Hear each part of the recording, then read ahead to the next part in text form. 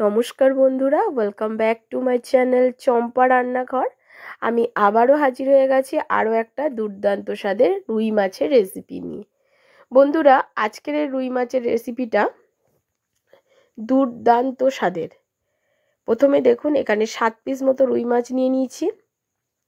তার মধ্যে লবণ, হলুদ আর লঙ্কার গুঁড়ো দিয়ে মেখে রাখতে হবে।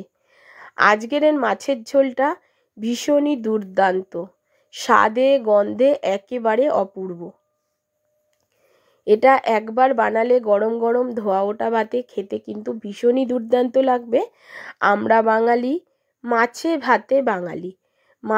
মাছ ছাড়া বাঙালিরা কিন্তু অনেকেই ভাত খেতে পারেন না। যারা নিরামিষ খান তাদের ব্যাপারটা আলাদা, তবে যারা আমিষ খান তারা কিন্তু মাছ ছাড়া একেবারেই চলতে পারে না। তাহলে বন্ধুরা, খুব মনোযোগ সহকারে দেখবেন আমার আজকের এই মাছের ঝোলের রেসিপিটি। বানানোর জন্য একটা স্পেশাল মশলা বানিয়ে নেব।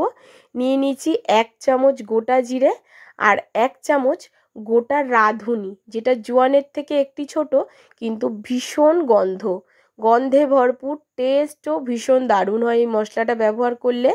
এখন শুকনো খোলায় জিরা আর রাঁধুনিটাকে টেলে নিতে হবে। যখন দেখবেন সুন্দর একটা জিরে রাঁধুনির গন্ধ বেরিয়ে গেছে, তখন কিন্তু মশলাটাকে তুলে রাখতে হবে। মাথায় রাখবেন মশলাটা যাতে পুড়ে না যায়। ভাজা হলে কিন্তু দেখবেন জিরে আর রাঁধুনির খুব সুন্দর একটা গন্ধ বেরোবে, তখনই মশলাটাকে নামিয়ে নিতে হবে।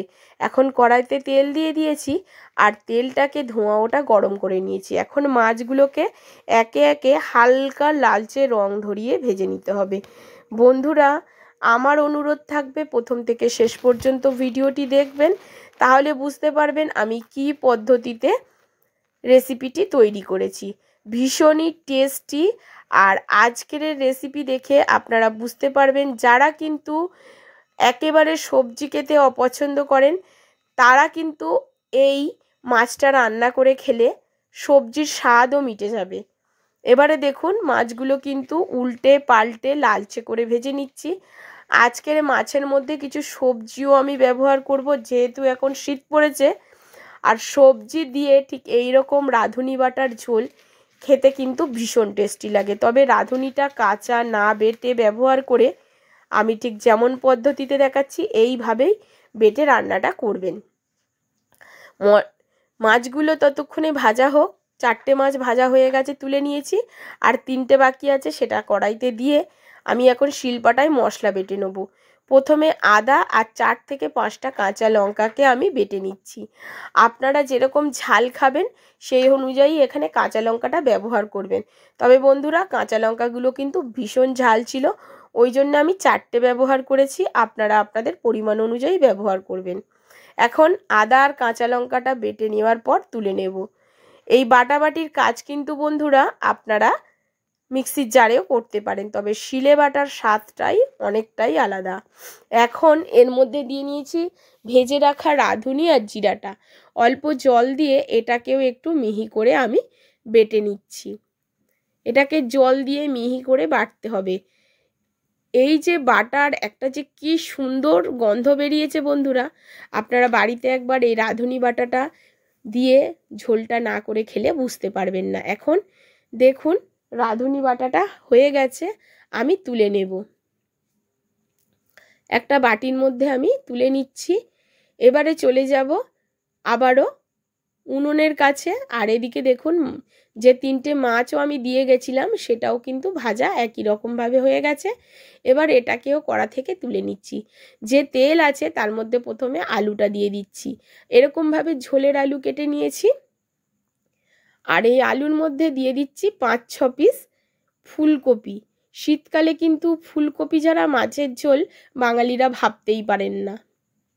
তবে আমি যে পদ্ধতিতে করছি এই পদ্ধতিতে একবার করে দেখবেন। আপনারা তো রেগুলারই বিভিন্ন রকম পদ্ধতিতে ফুলকপি দিয়ে মাছের ঝোল খান, তবে আজকে দেখবেন ফুলকপি আলু ছাড়াও কিন্তু আর একটা সবজি এর মধ্যে ব্যবহার করব।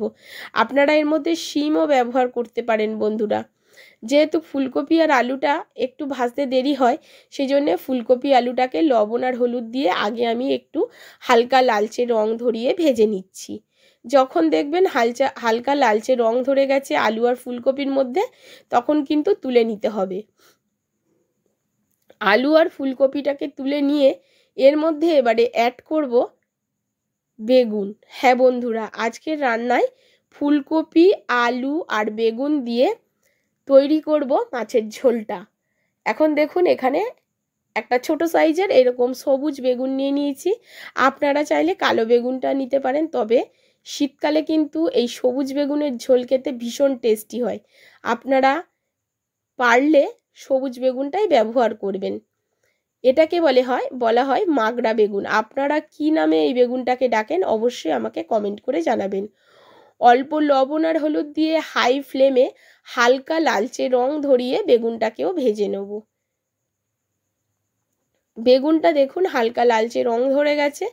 এবারে আমি বেগুনটাকেও তুলে নেব।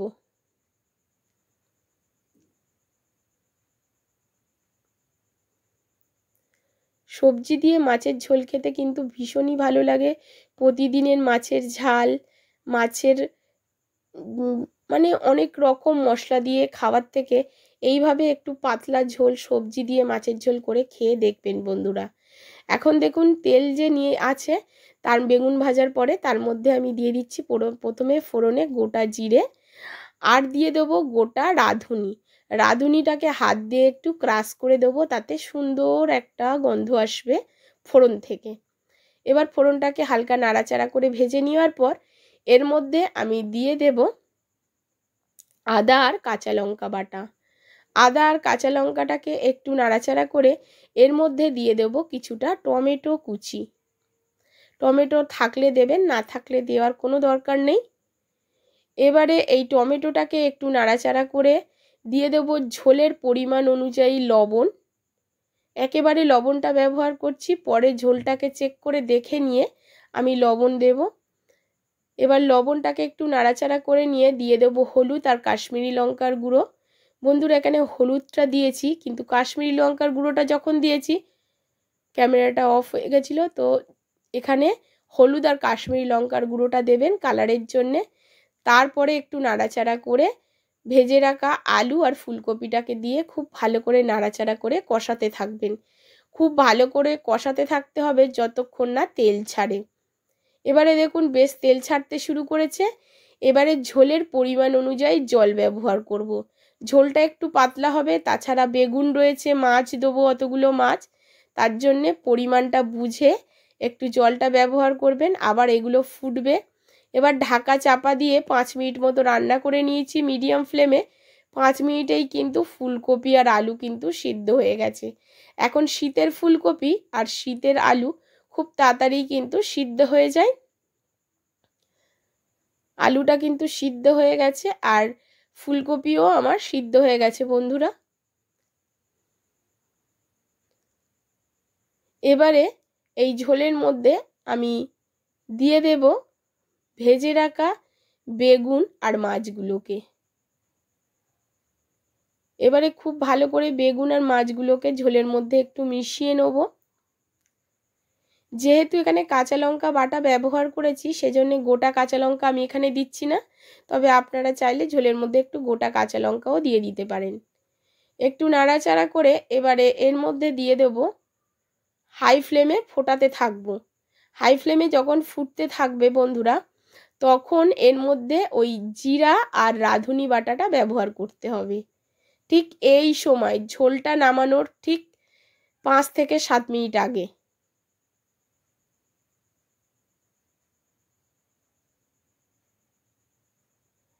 রাঁধুনি আর জিরে বাটাটা দিয়ে দিলাম। দেওয়ার পরে খুব ভালো করে ঝোলের সাথে রাঁধুনি আর জিরা বাটাটাকে মিশিয়ে দেবো। দিয়ে হাই ফ্লেমে 4 থেকে 5 মিনিট মতো ফুটিয়ে নেব।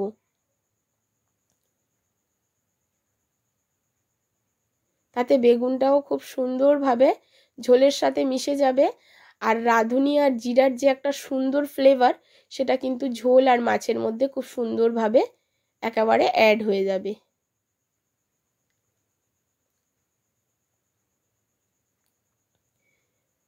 এবার 4 মিনিট মতো আমি হাই ফ্লেমে ফুটিয়ে নিচ্ছি। এখন দেখুন ঝোলটা কিন্তু আমাদের একেবারে রেডি হয়ে গেছে। উপর থেকে একটু ধনেপাতা কুচি ছড়িয়ে দিলাম, যেটা না দিলে একেবারে ঝোলটা অসম্পূর্ণ থেকে যায়। এবারে গ্যাসের ফ্লেমটাকে অফ করে দিয়ে স্ট্যান্ডিং টাইমে 5 মিনিট আমি ঝোলটাকে ঢাকা চাপা দিয়ে রেখে দেবো। 5 মিনিট পরে ফিরে এসে দেখাবো ঝোলের কালার, ঝোলের স্ট্রাকচার। আর না খেলে তো বন্ধুরা বুঝতে পারবেন না ঝোলের টেস্টটা কেমন।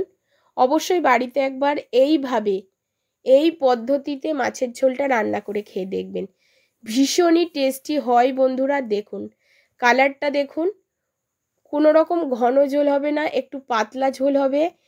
গরম গরম ধোঁয়া ওঠা ভাতে মাছের ঝোল, সাথে একটু লেবুর রস নিয়ে খেয়ে দেখবেন আর আমাকে কমেন্ট করে জানাবেন কেমন ছিল। আজ এই পর্যন্ত বন্ধুরা, আবারও দেখা হবে অন্য কোনো নতুন ভিডিওর সঙ্গে। নমস্কার, সুস্থ থাকবেন, ভালো থাকবেন। ঝোলটা কতটা সুন্দর হয়েছে নিশ্চয়ই দেখে বুঝতে পারছেন।